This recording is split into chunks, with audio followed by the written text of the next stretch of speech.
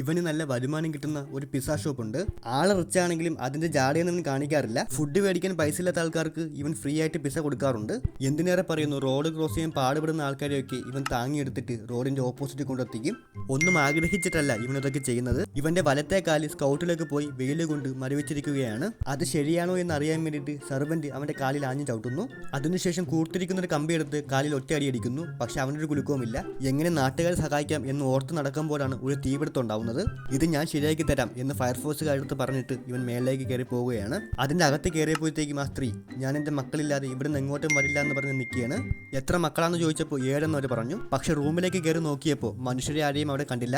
അവർ മക്കളെന്ന് ഉദ്ദേശിച്ചത് പൂച്ചകളെയായിരുന്നു. പൂച്ചകൾ അവർക്ക് മക്കളെ പോലെ ആയതുകൊണ്ട് താഴോട്ടിടുമ്പോൾ നല്ല പേടിയുണ്ടായിരുന്നു. 2 പൂച്ചകളെ താഴേക്ക് എടുത്തിട്ടപ്പോഴത്തേക്കും ക്യാച്ച് പിടിക്കാൻ വേണ്ടി ഫയർഫോഴ്സുകാർ കേക്കുമായിട്ടാണ് നിന്നത്. അങ്ങനെ ആ 7 പൂച്ചകളെയും താഴെ എത്തിച്ചു. അവസാനം ആ സ്ത്രീ മാത്രമായിരുന്നു. 2 പേരും കൂടി ഒരുമിച്ച് ചാടിയപ്പോഴത്തേക്കും ആ സർക്കിളിൽ തട്ടി വീണ്ടും മേളിലേക്ക് പോയി.